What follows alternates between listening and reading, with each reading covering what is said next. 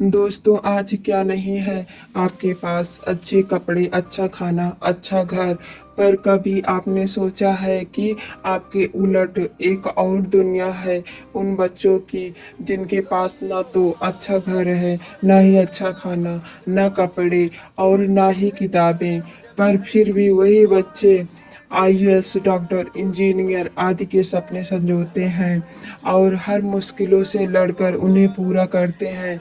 बनारस के गलियों में खेलते हुए अपने एक दोस्त के साथ उसके घर चले जाने पर उसके पिता ने उस लड़के को घर के बाहर निकालते हुए कहा था कि तुम्हारी हिम्मत कैसे हुई हमारे घर में आने की, सिर्फ इसलिए क्योंकि वो लड़का एक रिक्शे वाले का लड़का था और वो सज्जन एक संपन्न परिवार से थे। वो बात उस लड़के को उस वक्त समझ में नहीं आई थी क्योंकि उसकी उम्र मात्र 11 से 12 वर्ष ही थी। एक दिन एक सज्जन से उस लड़के ने ये बात पूछ ही डाली। उन्होंने कहा कि बेटा, तुम्हारा जो कार्य या बैकग्राउंड है उसके कारण उन्होंने ऐसा कहा। सज्जन ने भी जवाब उसे नादा समझकर ही दिए थे, पर लड़के ने तुरंत दूसरा सवाल किया, बैकग्राउंड कैसे बदलते हैं? सज्जन ने कहा, बैकग्राउंड या तो आपके पिता की आर्थिक स्थिति में परिवर्तन बदल सकते हैं या फिर तुम कोई उच्च पद हासिल कर लो तो। इस देश की सर्वोच्च सर्विस कौन सी है? या फिर तुम कोई उच्च पद हासिल कर लो तो। इस देश की सर्वोच्च सर्विस कौन सी है?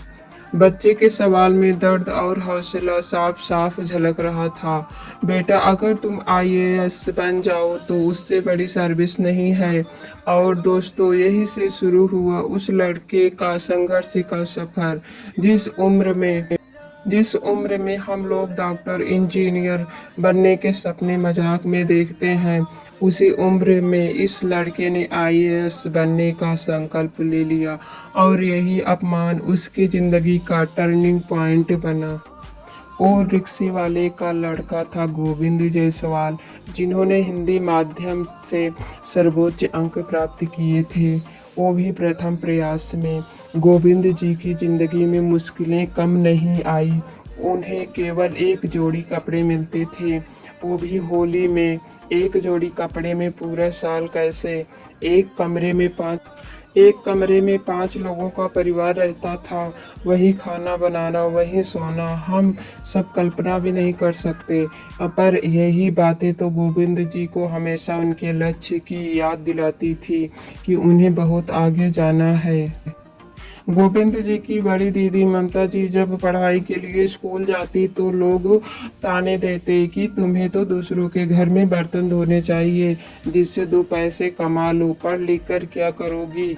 गोविंद से कहते कि कितने बड़े बनोगे, तुम 2 रिक्शा ज्यादा खरीद लोगे, खुद भी चलाओगे और दूसरों से भी चलवाओगे। ये बातें गोविंद जी को बहुत अंदर तक जख्म दे जाती थी, पर वो कर भी क्या सकते थे? या तो उनसे लड़ें या फिर उसी ऊर्जा को अपने लक्ष्य पर लगा दें। गोविंद जी की पढ़ाई खत्म हुई, अब उसे दिल्ली जाना था, पर संघर्ष अभी भी उसी तरह था। पिताजी ने उसके खर्चे के लिए अपनी एक पुरानी जमीन बेच दी ताकि उसका बेटा ठीक से तैयारी कर सके। दिल्ली पहुंचकर भी गोविंद की मुश्किलें कम नहीं हुई। एक बार तो गोविंद जी खाने का पैसा चुका कर केवल 150 रुपए ही बचा पाए थे। उन पैसों में संभव नहीं था कि वो दोनों टाइम की चाय भी पी सकें। अब पिताजी के पास कुछ भी नहीं था। आप खुद सोचिए, 150 रुपए आप कितने दिन चला सकते हो, वो भी दिल्ली जैसे शहर में। गोविंद ने अपना खाना आधा कर दिया, चाय भी बंद कर दी। कम खाने की वजह से बहुत बीमारियां हुई। वह बहुत कमजोर हो गया, पर सिर्फ शारीरिक रूप से, हौसले से तो और ज्यादा मजबूत होता जा रहा था।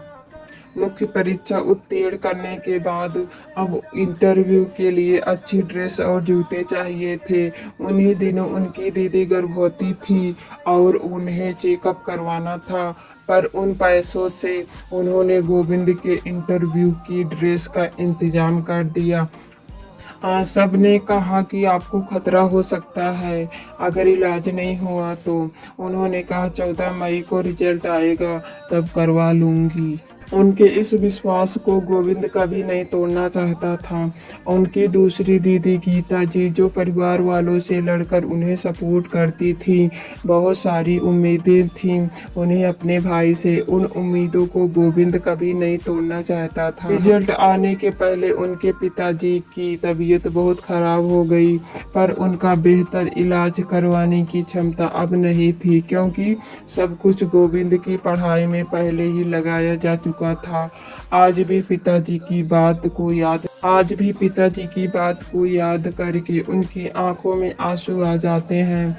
जब उन्होंने अपने रिक्शे बेचते हुए कहा था, सबके पास 2-3 लाख होते हैं, तो क्या हमारे पास 2-3 रिक्शे तो हैं, वो तुम्हारे ही तो हैं, उन्हें ही बेच देते हैं।